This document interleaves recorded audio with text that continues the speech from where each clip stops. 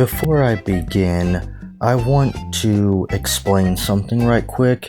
I apologize for how late this death battle has been, but like I said in one of my community posts, for some unknown reason, I actually had a hard time trying to gather my thoughts on this death battle, because much to my surprise, I actually didn't end up walking away having a lot to say about this death battle. So this will end up being a more quick freeform kind of review rather than my traditional structured style review, just because for one reason or another, this death battle just really doesn't give me a lot to work with. And it's not necessarily that it's really bad, because even the bad death battles give me a lot to talk about. And it's not necessarily super great either, like Bowser vs. Eggman. It's one of those death battles that, like I've mentioned before, it's somewhere in the middle territory. But rather than wasting any more time, let's just get into it, and I'll try to stick to my usual format as best as I can. But to start with the matchup, I think I did a pretty good job explaining my thoughts on this matchup in my prediction video. I do think that this is a perfectly fine matchup. It makes perfect sense given the context of when you're dealing with Cartoon Force users, basically your only option is to put a Toon Force user against another Toon Force user. I know I often rail against mirror matchups, especially same power matchups. But in some rare cases, you have certain unique power sets like the Cartoon Force, where you basically have no choice but to put a Toon Force user against another Toon Force user due to the unique nature of their power, and the fact that if you put a Toon Force user against just any random schmuck, basically the Toon Force user is going to win every single time, because of the fact that Toon Force users do not adhere to any kind of logic other than cartoon logic, which makes almost all Toon Force users by default broken in some capacity, especially high-level Toon Force users like this, that can literally break any known reality, or just erase an entire universe's existence while also erasing the animator's universe from existence at the same time, even though they are a drawing. Yeah, it doesn't make much sense, but thus is the nature of Cartoon Force users, and in typical fashion, like I said in my prediction, they didn't end up bringing Dip into the equation, which I figured they probably wouldn't, because that wouldn't have really made much sense. But I digress. One thing I will say, though, that I will give Death Battle some points for, is that they did show great restraint in not having Tom the cat fight Sylvester. Because for years, I always assumed that if we ever did get Tom on Death Battle, they likely would have had him fight Sylvester, which would have been a little bit cheap, because it's like, oh, let's have one famous cartoon cat face another famous cartoon cat. Like, would it have been the worst thing in the world? I guess not, but it also would have been a little bit lame if they did do that, so I will at least applaud Death Battle for trying something a little bit different and having Wile be the one that fights Tom instead of Sylvester. But I guess it would have also been interesting if they did Bugs Bunny, but let's be real, if they did Sylvester, we would have been thinking, what the fuck? So I'll give them points for that, and that's basically my thoughts on the matchup. Not exactly a lot to say here. So let's get into the actual fight itself, and for the most part, I want to say the fight is fine, but there are some moments in the fight that kind of made me scratch my head.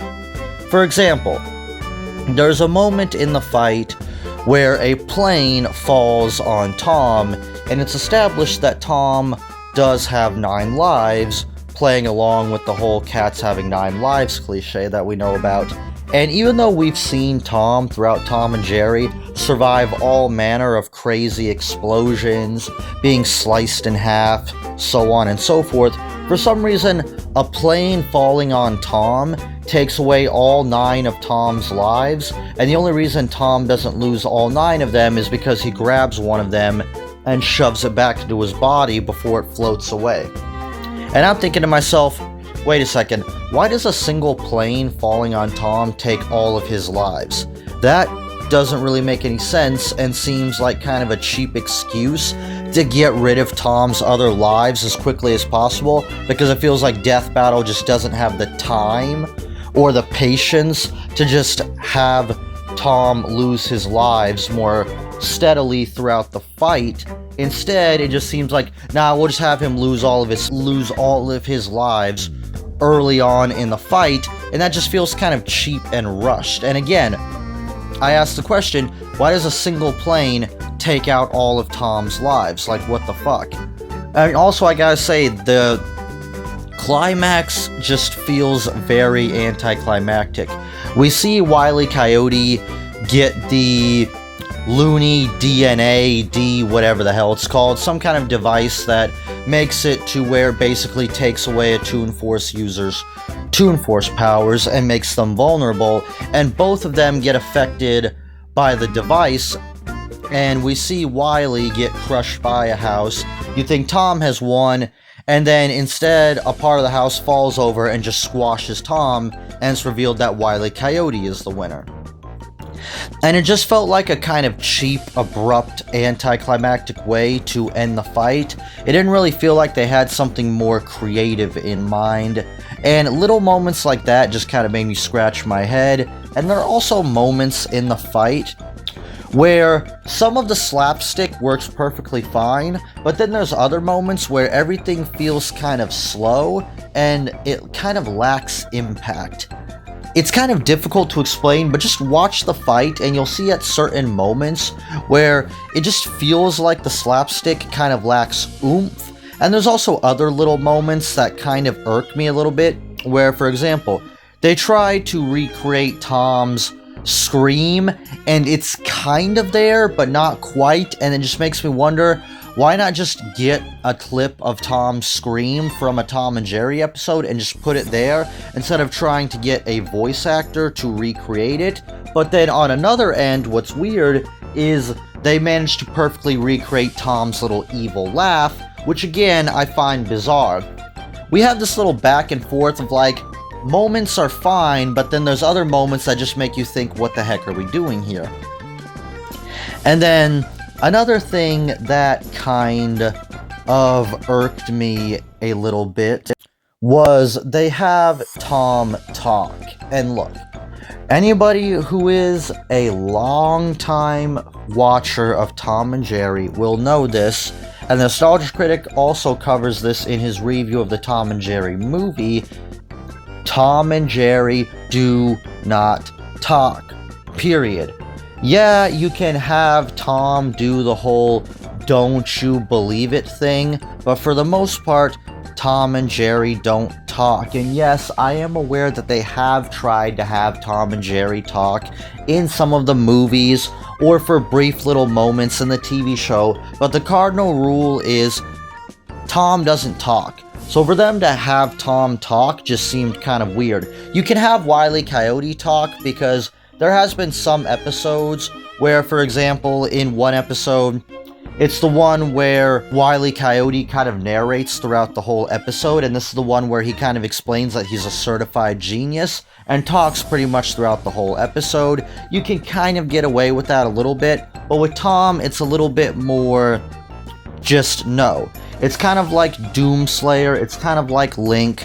The general rule is yes, they technically can talk, but you don't have them talk. It seems like a little nitpicky kind of thing, but if we're talking about keeping Tom in character, again, Tom does not talk, outside of little moments like the whole "don't you believe it" thing.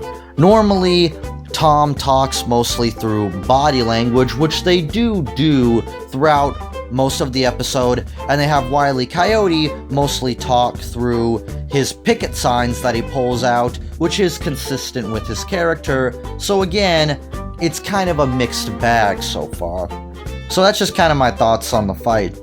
For the most part, most of it was inoffensive, but at the same time, I wouldn't say it's peak Death Battle. But another thing I'll say is, going back to the analysis, while the analysis is mostly fine, I didn't have too many issues with the analysis, They seem to power scale and get the scaling of the characters right and explaining their powers for the most part, as well as explaining how Wile would be able to take Tom out. However, there was this little moment in the analysis that really irked me and rubbed me the wrong way, and kind of felt like an unnecessary callback to one of the all-time worst death battles, Naruto vs. Ichigo. Now let me explain. So at one point in the analysis, Death Battle is explaining the Toon Force and how it works. And at one point, Death Battle for some reason compares the Cartoon Force to Chakra from Naruto. And I don't know why they felt the need to do this, especially because they made an equally absurd comparison where they said that the Ryatsu of Bleach and the Chakra of Naruto is the exact same thing. And they don't even bother to explain why they think this, which is stupid. Chakra, at the end of the day, is basically just life energy that is used to power different forms of ninjutsu, whereas the Cartoon Force is an ability unique to cartoon characters that allows them to basically operate on cartoon logic as opposed to the logic of any kind of laws of physics or reality. So, to compare the Cartoon Force to Chakra is really stupid, and I really don't understand why Death Battle felt the need to do that. It is very much an apples to oranges comparison.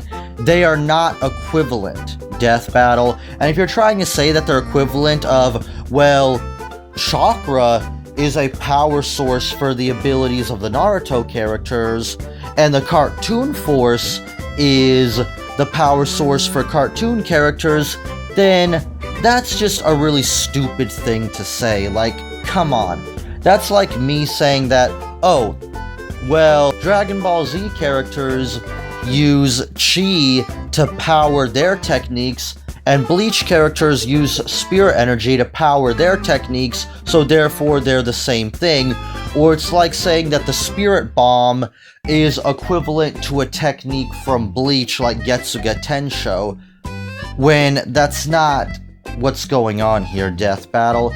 Am I being a little bit nitpicky? Sure, possibly. But like I said, I'm really trying my best to find something to talk about here, because this Death Battle really doesn't give me a lot to work with. And I guess the only other thing there is left to cover is the music. And again, the music here made by Wolf Media, who I will be making a video about in the future because of the god-awful soundtrack he made for Gojo vs. Makima, in spite of making possibly the best soundtrack we have ever heard in Death Battle in Sauron vs. the Lich King.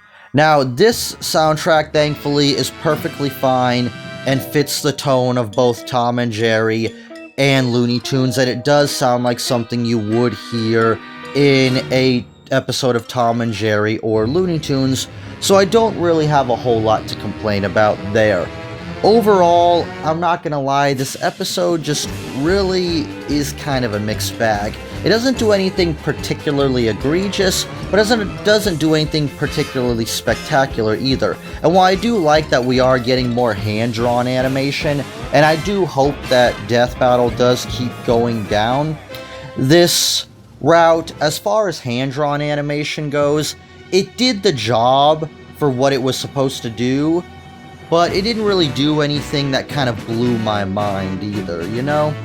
But it did what it was meant to do, and I won't take away from Death Battle in that regard. The animators did mostly do a good job.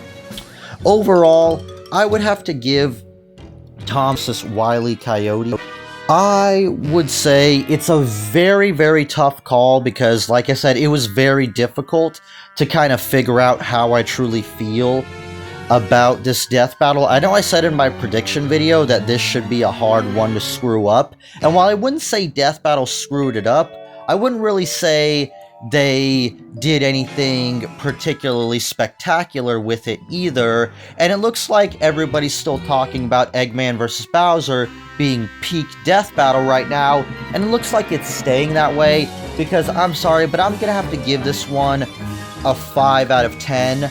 I want to give it a 6 out of 10, but there were certain elements of the fight that I did not like, and certain nonsensical statements, like comparing the cartoon force to chakra from Naruto, that make me have to dock a point. And like I said, there are stupid elements of the fight, like Tom losing almost all of his lives to simply a plane crashing on him, when we've seen Tom tank way worse and not even lose a single life. So I really don't understand what Death Battle was trying to do there. It just felt like kind of like a quick way to just get rid of all of Tom's lives so they could kill him towards the end.